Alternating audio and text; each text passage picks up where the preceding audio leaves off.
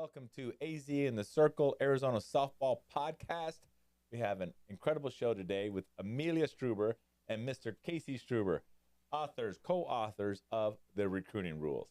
So we're super excited to have you both on the show. Thank you for having us. Yeah, thank you. And you just got back from fall ball. You're about to go on a trip, and then it's go time when you get back here in a couple weeks. Yeah, pretty much. We got about a month, and then it's like right into the mix. That's great. So I want to just keep it a little different format because we had you on the show before, and you've shared your incredible recruiting journey that you can watch our podcast show and catch up on that. But I want to ask you 3 questions, right? Because you were a member of the PGF, the first Arizona PGF National team, yes. Arizona Rising Appel this past summer. So yes, congratulations. Thank you. Yep. And so I want to talk about, hey, let's recap that phenomenal summer and starting in fall ball with them in 2024 and being inside what you call in your book, the bubble. You know, so you got a chance to be in the bubble, you know, for a year with them from August to July. Yeah. Sure. And then we'll talk about Oregon State, you know, move in dad. And we got dad here. Not only is he, you know, co-author, but he's a dad having his daughter going away to college for the first time. I'm sure, you know, you understand the meaning of bittersweet after going to college. Yeah. You're happy. Yeah. You're like, oh. Yeah, I thought the transition to college was going to be a lot harder than it was because, like, our family is so close. You know, I thought I was going to really struggle with it. But, like, if you're just calling them every day, it's not, like, too bad. And then you come back during Christmas and Thanksgiving. So, good. You know, they'll come see my games. It's not, like, the end of the world. Good. So we'll talk about that, the transition, and then also fall ball, and then the routine. I've always heard about this routine. You wake up early, you lift, you go to class, and you go to practice. I want to hear how that went. And then we'll talk about your book. So I'm super excited. We'll talk about the book. I want to hear what your favorite rules are. You know, I'll share what mine are. And then what you guys took most about what surprised you most about the book when it's been released. And then what have you learned about yourself after you guys did the book together? Sound good? Yep. All right. So let's recap the phenomenal. Let's go the whole year. So you started with fall ball with Arizona Rising Appel in 2024. So when you first arrived, you know, what'd you think? Like, wow, this team is stacked. Yeah, to say the least. Yeah. I mean, it's kind of interesting because in practice, I would just, like, watch Peyton Westra, like, throw from the outfield, and I would just be like, wow. Like, I felt like I was fangirling, but I was like, well, I'm playing with these people. I need to act like I'm playing with these people, you know? I'm not just watching them. Or, like, Peyton Valentine, like, probably, in my eyes, the best shortstop in the country. Like, she is so good. Yeah. I was just always in awe. And then did you feel like, wow, I don't have to pitch every single inning and I get to learn from the other pitchers and Coach Appel's going to use this where he needs us? Did you feel that was a weight lifted off your shoulder? Yeah, I'd say so. It was also very different and kind of hard for me to get used to just because, like, I was used to having to pitch every game and not having, like, someone to come and back me up. Like, it was either me or no one, you know. So having that kind of system with, you know, having 4 or 5 different pitchers, like, was really helpful. And how about having a catcher? One's going to Alabama, one's going to Texas A&M. Did that make your life a little bit easier? Oh, yeah. Yeah. Like, I knew as soon as they would, like, release the ball throwing to second, I'd be like, okay, they're out, you know. So that was, like, having that safety net while you're pitching is huge. And then having, I'm sure, that kind of lineup, having that kind of run support when you got somebody like, you know, Moffitt going to Boston College in there, and Taylor Hampton always coming through in the clutch, and then you got Westra. Yeah. You know, so you had, I mean, I can go on and on and on. Yeah. On the talent you had there. So that made you feel if you took the mound, if you stepped into that circle, you felt like, dude, I got this. Yeah. Is that how you felt? Yeah, pretty much. Yeah. I mean, I would try to keep it obviously to the lowest amount of runs that I could, but if someone scored off of me, I'd be like, okay, like, they'll get it back. It's not the end of the world. Whereas before, I'd be like, well, I hope we can get, like, a squeeze in or a bunt or something, you know, make it, like, win this game. Otherwise, like, we're out of the tournament. But with them, it always felt like, you know, like, we'll come back. So you finished the fall with them, and then you're like, wow, that was fun. Yeah. And then you went to high school. Yes. And since we brought it up, your high school career was fantastic. I saw you in your last game in the state championship at ASU at Club Farrington. So congratulations on. How many times did you get to the state championship at Canyon del Oro? 3 times. Yep. Yeah. And they were all very competitive. You Mhm. took a shot. You know, that's incredible. So Yep. congratulations. Thank you. And how was it, Mr. Streuber, having her being on this team, seeing her at Club Farrington play with state championship her senior year? Yeah, it was. I mean, when she joined that team, it was just watching them play and practice was pretty interesting. And they're, you listed all those names. There's no one star on that team. They're all amazing. Yep. And you mentioned Moffitt. I mean, clutch all the time. So you're just waiting for the next person to hit a home run in that Yep. lineup, and so that was pretty fun to watch. Then high school, that was definitely a fun ride for her going, playing for CDO. Played for her pitching coach, Kelly Fowler. So she's known her since she was 10. 3 state championships. Didn't quite get over, but they did a good job. Yeah, you got there 3 times. Yep. And then what I love about your field, for our audience, Canyon del Oro, Mhm. you guys wear the green and gold, correct? Yes. And your outfield is just plastered with, most times you see a stadium and it's like, okay, a few national championships Mhm. over there and then a couple retired jerseys. But at your field, what makes your field so special? What's out there on the field? Every player that has gone D1 has their name and the college that they're going to on the signs around the fence. Is it just maybe just a handful?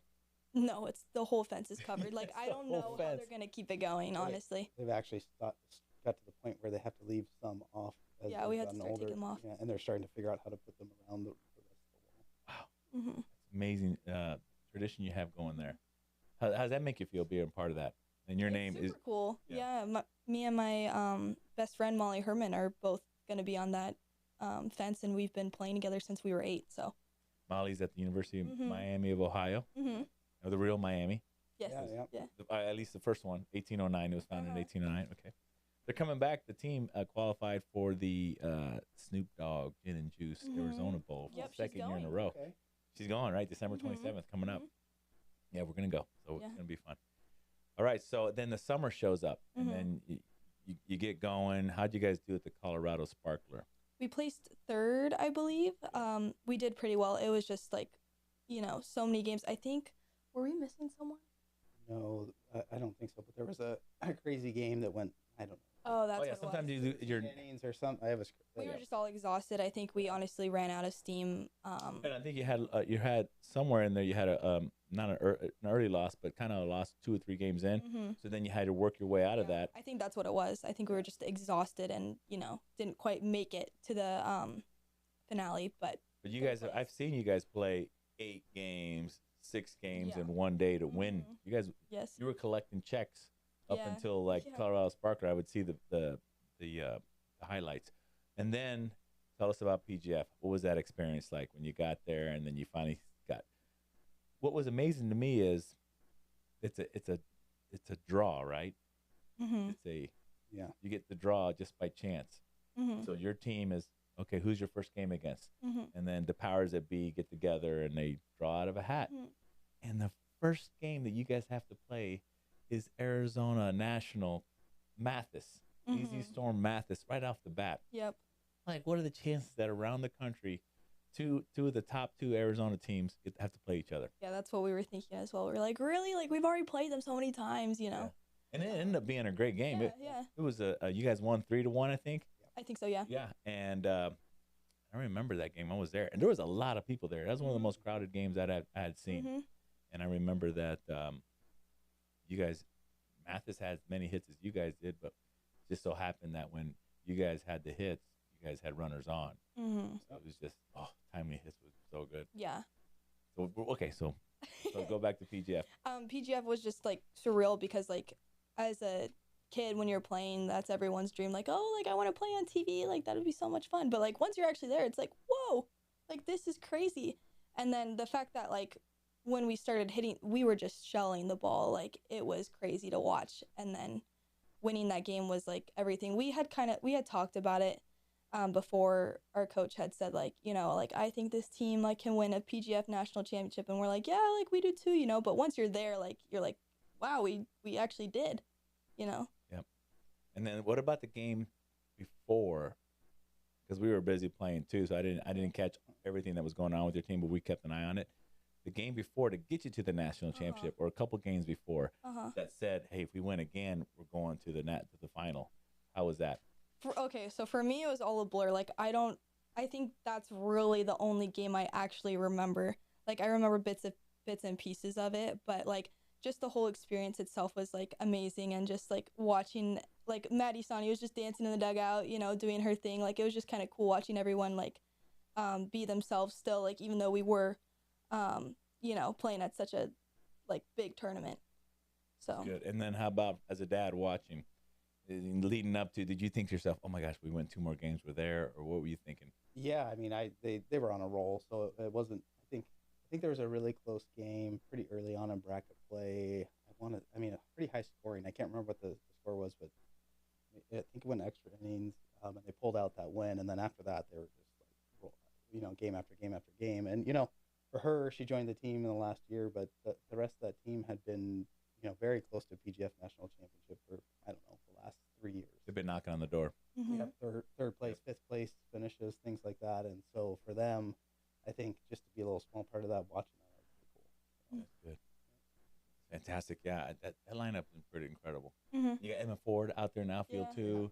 It's like It's everyone. everywhere, Yeah. right?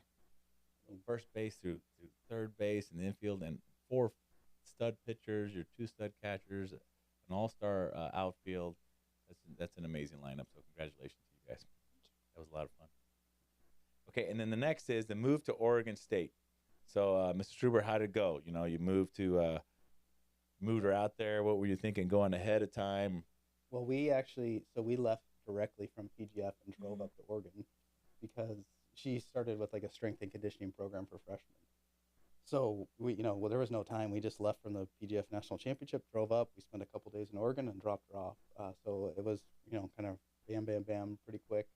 But you know, for us, what was nice is she was there for a month, and then she came home, right? And then she's only there for a month, and then my wife, Raylene, went to go watch her play fall ball, right? And then shortly after that, she came, you know, I went out to visit. So it's been pretty, you know, we've seen each other pretty Mm-hmm. That's good. There's no surprise that the most decorated softball player in the history of softball, your coach, Mm-hmm. right, Coach Yep. Berg, had you guys show up early to Yeah. go condition and Yeah. stuff, which I think that Texas A&M did the same thing. Coach Mhm. Ford, Yeah, I think so. I think Maddie, wasn't she like she was already on campus and then she'd have to Yep. travel back to Yeah. PGF. Yeah, she did. They have a summer program that they Mhm. go back and forth. Uh-huh. Yeah, and it paid off, you guys. Mhm. And so, okay, so you're there, and then fall ball. How'd you get accustomed to the routine? How quick, once school started, were you into the wake up early, go lift, go to class, come back, go to the training room, go to practice, go home, go back to your dorm, study? Mhm. I felt like for me it was pretty seamless just because one, I had already done the freshman program, so we had classes during that too. So that kind of helped me get used to it, and then also like the training I had been doing during the summer, like I almost felt like club ball was harder than college ball just because I felt like I was constantly on the go everywhere, as well as like traveling to different camps and stuff like that. And not playing 1 game a day, you're playing Yeah. 3 games a day. Yeah. So that must have been a relief. Yeah, it was for sure. Yeah. But yeah, waking up early wasn't really a problem for me. I just realized that like I need to be going to bed earlier, so I'm Yeah. not as tired. But I would just take a nap in between that and then my classes, go to practice, and then come back, study, and then my roommates and I would just go to dinner. That was pretty much You it. write a lot of letters home. I used my phone I don't to know. call. Yeah. But yeah. FaceTime. Yeah, FaceTime. Yeah. Yeah, that's good. And then my other question was, during fall ball, Mhm. and you finally get to do what you're there for, to Mhm. play. I mean, besides getting a great education, and you're competing. Mhm. At what point did you know that your training and your hard work Mhm. had paid off, and that you were in the mix, you were competing? Yeah, this was gonna work. Mhm. I would say it was after we had played our fall ball games. I kind of realized like, wow, like I actually didn't get like shelled. Like I kind of kept my own, and I fit into the mix with the other players. So that was kind of like the moment of realization for me, where I was like, okay, like I actually did good preparation to like be where I'm at. Good. And then how was it hitting it off with the freshmen? Did the seniors, juniors, the veterans take you guys under your wings, and how was it with the new recruits? So our teammate, our team captain, actually, Lisi, she like made this thing called speed dating. So a lot of the times the upperclassmen will be like, oh, do you want to go on like a little speed date? We'd snap a photo and send it to like the group chat, and she wants us to go on a little tiny date with each player. So that's kind of like how we are getting to know each other. And then also we did a lot of team bonding things at like other people's houses or apartments and stuff. So that's been really fun. I remember before that you said one of the things that you like most about Oregon State is the Corvallis town, that there was a lot of good. You're a foodie, right? So you said something about you love the restaurants and stuff. So you get to pick when you guys have these one-on-ones with your players. You get to pick were you excited about that because you got to go to these different? Yeah, it was super fun. Like, and then also twice a week we get red cards, so we get like about like $12 to spend. So a lot of times It's called a red card. Yeah. Not like soccer red card. No. It's on your phone. It's like just like an app, and they give you $12 like 2 days of the weekend. Usually we go to Jersey Mike's or like this place called Sky High that has good deals on Monday where I can get like pizza for $12 or like other stuff. Okay, that's good. That sounds like a really well adjusted time you had this fall. Yeah. And then now, how excited are you to go back there and get it going? Because I'm sure you get back there in January 4th, 5th, 6th. When do you go back? I get back January 4th. And it's pretty much go time, right? Our coach said that it feels like the first month of January feels like 4 months, and then season feels like 1 month. So. Oh, I see. The preparation leading up to it. Yeah. So we're just going straight into 20 hours and then traveling after that. And then what about the schedule? I didn't get a chance to look at it, but I'm sure it's out already. Yeah. Yeah. Where do you open up your season? They call it the preseason, but I get what they say. It's because it's before conference play starts. So pre-conference season. Yeah. Where's your pre-conference schedule start? I know we play UCLA pretty early on. Do you remember? Yeah. I think it's Long Beach State tournament. Okay. And then I think Mark Campbell, Long Beach State, Mary Nutter. It's all Southern California. And then the Mary Nutter tournament. That's an incredible tournament. Yeah. I think it's the second or third weekend of the whole season. That's Oregon State can make a splash there and say, hey, we come to play. Whole family's going out for that one, so we've got an Airbnb. And, That's the one out in Palm Springs. Yes. Yep. It's awesome. Well, we're super excited for your season. Now we're going to take a quick break, hear from our sponsor, then we'll come back and talk about this book, The Recruiting Rules. Home Repairs and Remodeling is proud to sponsor Season 3 of AZ in the Circles podcast. They love the game of softball. Home Repairs and Remodeling has been in business for 20 years, established in 2005. Now, for homeowners looking to remodel their kitchen, who have a vision of this functional, beautiful place to make homemade meals for their loved ones and entertain family and friends, call Home Repairs and Remodeling today at 602-686-8354 or visit their website, homerepairsandremodeling.com. Also, Home Repairs and Remodeling provides a solution to the affordability issue in the Valley by building ADUs, auxiliary dwelling units, basically a second living space situated on the same lot as a primary residence. Think garage conversion to a casita, or a mother-in-law suite, or a rental income unit, or a guest house. Again, call Home Repairs and Remodeling today. Home Repairs and Remodeling, your vision, our know-how. And we are back. Thank you, Home Repairs and Remodeling, for supporting softball in the 48th state. Okay, now for the moment I've been waiting to talk to you about is this book. First of all, congratulations to you two. Thank you. What a great endeavor to take on. I mean, first of all, that's what I want to ask. At what point did someone say, we should write a book? This guy. Yeah.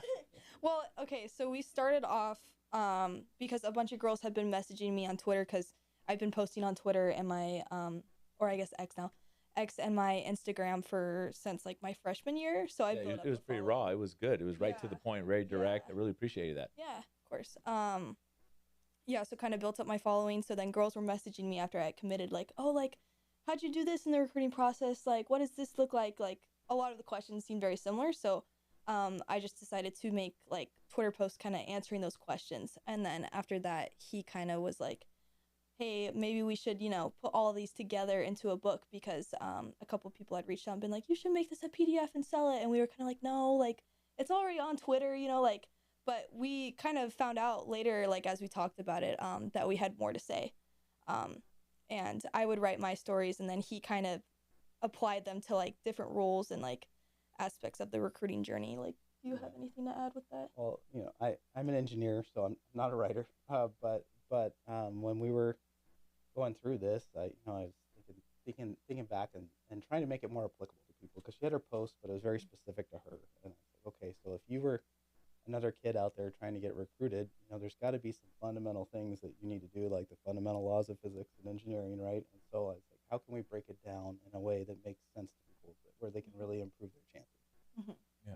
And took her stories and kind of weaved them into the recruiting rules, and that's what kind of came out of that. Yeah. That's good.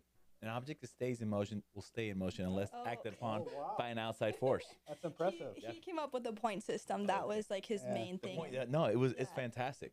Yeah. And really, if you apply physics, if an object in motion an object that stays still will continue to stay still. Yep. Right. Unless you do something about it. Yep. And that's what you did in this book, basically, is you applied the laws of physics when you're like, the evaluation number 7, and you're like, man, and that was rule number 7, take outside evals and really use it in a positive light. And you did that. Well, at first, maybe you said you didn't, but then eventually you realized, well, I guess Coach Alistair was really trying to not say anything bad. Yeah. I should have just taken it and got into action. And you did. So so you did 10 rules in here. Yes. And then you put up a point system to each rule. Yep. And then if your points equal so much, that means you're probably on pace. And if they don't, you got work to do. Correct. That was your engineering idea?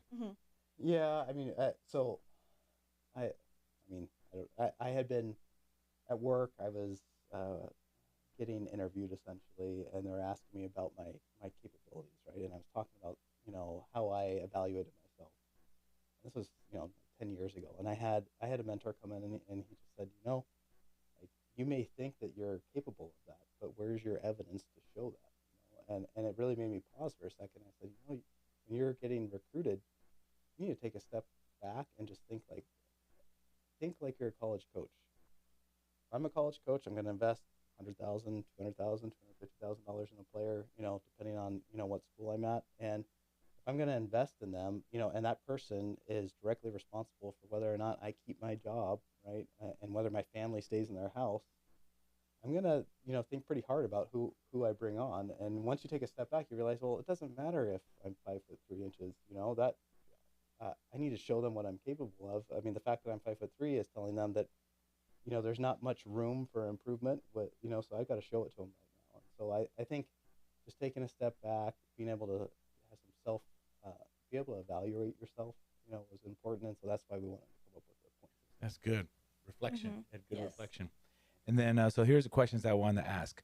I said the book, wow, what a difference it has already made, I imagine, in prospective student athletes, and their parents who have read the book. So if you haven't read the book, read the book. And then I wanted to ask you, which 2 rules out of the 10, if you had to pick, would be the ones that you abide by the most? Okay. So the one I abide by like the most I'd say is 4, which is grind less and focus more. Because that really is what made me the most recruitable, is when I just decided to start focusing on training my body to become more of an athletic machine. And not only did that help me with pitching, it just helped me becoming a better athlete in general. So I'd say that was the main thing that helped me jump in speeds, which is what caught coaches' eyes more often. And then the second rule I would say that I abide by is rule 2, which is build your own brand and create your own luck. Because without, the amount of followers I had on Twitter and Instagram, Coach Randy K wouldn't have found me, and he wouldn't have reached out to me asking what my dream school was, and wouldn't have reached out to Oregon State on my behalf. So like, just that alone, like, him seeing how I work through Instagram video and stuff, like made him want to vouch for me, which I'm really grateful to him for that. So that itself is one of the reasons why I am recruited. So I'd say those are my top 2. Good. Mr. Streuber, what are your favorite, or if you had to pick, if you were a dad and say, hey, you haven't gone through it yet, and you read the book, which one would you tell your daughter or influence her to do most of, abide by which two rules? Well, I guess I'd turn your question a little bit and just say what I would tell parents. And one is the first rule: exposure is not a strategy. I think, we had a unique circumstance, but in reality, you really need to evaluate, where your kid is at and what they're capable of. And sure, send them to camp so they can see schools, right, and get a feel for what college is like, etc. But at some point, you got to realize that they have to perform on the field, right? And so if you're investing a lot of dollars and time traveling to all these camps, you're taking time and dollars away from what you can invest in to get, help your kid get better. And so if I was talking to parents, I'd mention that role, because it's so easy to get caught in that trap where, so and so, someone on your team is going to this camp. Well, I want to go to that camp too. I want to make sure that I get the exposure that I need, right? And it's easy to just keep going to camp after camp after camp because you're trying to get that one shot. When in reality, you just need to improve the odds by getting better. That's a great point. Yeah, we were talking earlier, and because I had a daughter. She's still playing. She's a year behind you. Mm-hmm. And I was thinking about it. I was like, well, in reflecting about it, we could probably cut out 5 camps somewhere between her freshman and sophomore year, or like after her freshman year, second semester through the summer, cut out 5 camps there, and then pick up the camps after sophomore year, sophomore first semester, that December, like this time period now, but not save that money, but had invested it in training, explosiveness. Like I saw many videos of you working hard, nutrition, and you're still going to spend the same money, but it would have been better used. And then when she does show up sophomore year, fall or December camps, she's because when she went to camps that sophomore year, every weekend we didn't have off from playing, right? It's like, well, what camp's available? Let's go, make sure we get out to this school or this school, right? And it was a pretty broad array. It wasn't just all like P4 schools. It was, mid-majors, and Ivy League, so we were casting a wide net, but all it was doing was just exhausting her, and once she took a step back, once we, she didn't get a call on September 1st, and we sat back and we thought about it. She's like, she told us she didn't want to go to camps anymore, and I said, you know what, you're right, like it's not working for you, so let's go focus on you just getting better, and boom, it didn't even take that long. That's great. That's good reflection. And think about how many daughters, moms, daughters, dads, daughters that you guys will help from this book, and they'll still go to the camps, but maybe they'll go to a few less, and maybe they'll train, and then when they do show up, so you've done a great service, and you ended up at a great school. Yep. So that's awesome. My can I give my 2 rules? Yeah, of course. Yeah, I couldn't stick to 2, so I had to go 3. But 2 of them are like 4, grind less. It doesn't mean you work less hard. You're not on the road as much, and you're at home working hard. So when you do show up somewhere, so I love it. Rule number 4, and then rule number 7 kind of is connected to rule 4, where someone's opinion, like Coach Alistair's, he's just being specific from what he's seen from thousands of other people. So it's not meant as a personal stab or jab at someone. It's just meant, this is where I see him right now. Yeah. And because I've seen so many, this is what I see. But that doesn't mean that, because I think I've seen coaches miss many times where they thought it was going to be this, but no, the girl ended up being 10 times better. And so in your case, you took it as fire, fuel, right? And you made it happen for yourself. I think those 2 go hand in hand. Yeah. And then 6, I think it is important. Rule number 6, the relationships you have with your coaches is tremendous. Like, just your hard work really broke the mold, and Coach K saw it and he reached out on your behalf because he had the proof. Like what you said earlier, you got to have the evidence. Yeah. We saw the evidence. Coach K seen enough good players to know where there's talent. That's awesome that he did that. And then you finally broke into Coach Apple's like, we want her. Yeah. How'd that happen? How'd Coach Apple say to you, hey, come on board? I can't remember if he texted me or gave me a call. Yeah, I mean, he had seen her play in Colorado, and it was actually, we played against them. Yeah, it was a good game. I mean, it started off like 5-0. I mean, the team that she came from was a great team. Easy Steel. I mean, I helped coach them for a long time. Great coach. And they battled. I mean, it's all kids from 15 minutes apart from each other in Tucson, basically. Yeah. They battled with his team, and I think he was like, "Oh wow, this is." He's probably heard her name, but hadn't seen her play before. Yep. It's pretty explosive. I've seen you up close many times, and I don't know. It's just a ball of energy. All of a sudden, it's there, and all of a sudden, it's just I don't know what happened, but the ball, catchers caught the ball, and it's made this loud, explosive sound. So that's how I see it. But I guess 6 and 7 can be together, right? Yeah. Relationship with coaches, your coach's feedback, so it's kind of mixed together, and they have good relationships with other people. So 4 and then 6, 7, it has to do with coaches and opinions.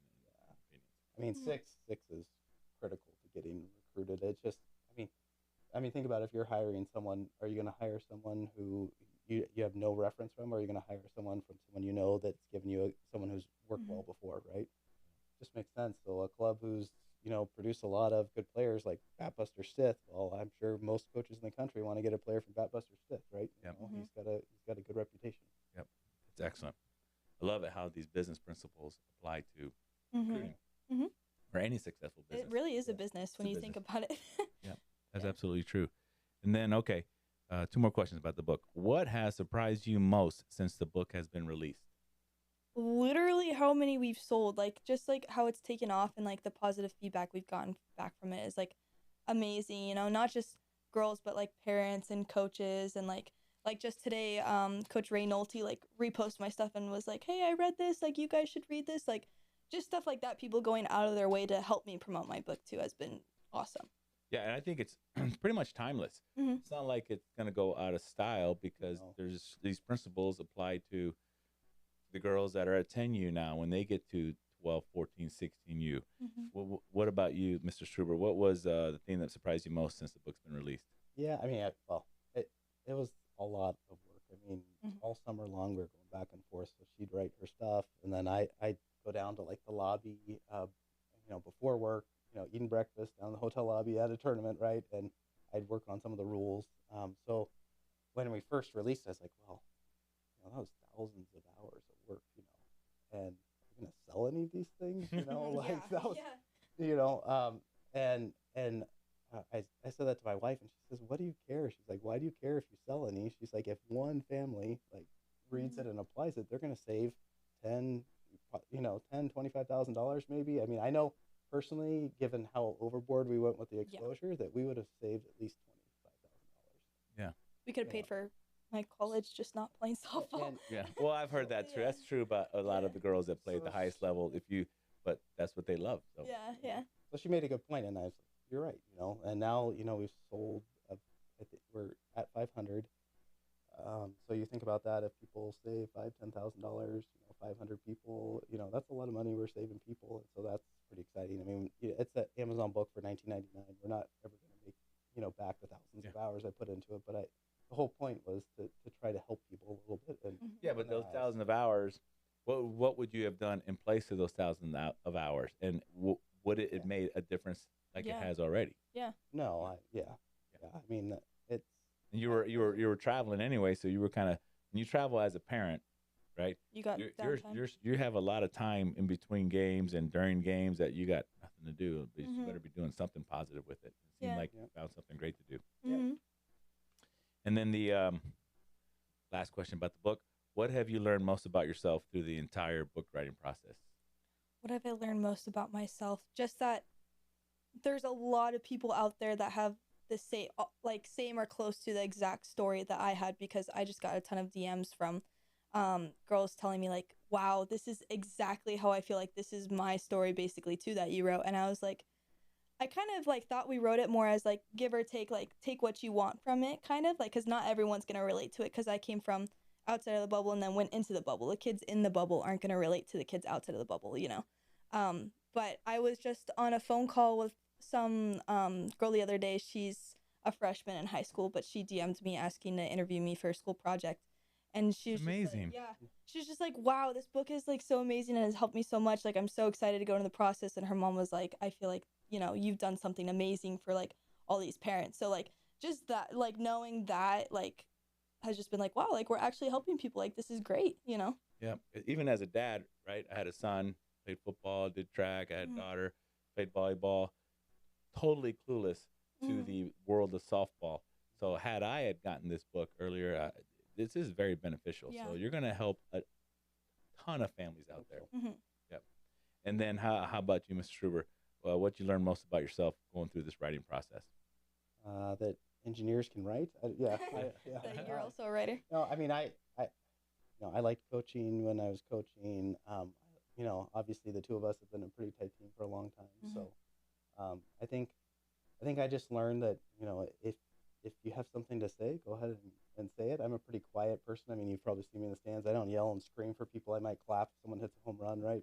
But I'm pretty quiet. But we had something to say about the process and wanted to get it out there, and I hope it's helping people. Well, it is. So this has been fantastic stuff. If you haven't got it yet, there's still time to order it in time. Well, no, by the time we release this episode, Christmas will be gone. But then there's, Well, all kinds of other. After. You can get it for Valentine's Day. You can get it for Valentine's Day. Yep. So please find it. You can find it on Amazon. Yes. Yep. Recruiting rules. My favorites are 4, and then 6, 7's kind of combination. Yours is 4 and 2. Yep. And yours is 1. Yeah, 1 and 4. 1 and 4 too. So we had all 4 in common. Yep. Yeah, that's good. Well, hey, thank you for watching AZ in the Circle, Arizona Softball Podcast. Thank you, Mr. Streuber. Thank you, Amelia. Thank you for having us. Yep. You guys have a Merry Christmas. Have You a great too. trip. And then kick butt this spring. Okay. We'll be watching, especially the Mary Nutter tournament. Okay, sounds good. And thank you guys for watching. If you'd like to follow us, if you like what you saw, subscribe on our YouTube channel. Follow us on Instagram, on X, and sometimes even TikTok. I'm Javier with AZ in the Circle.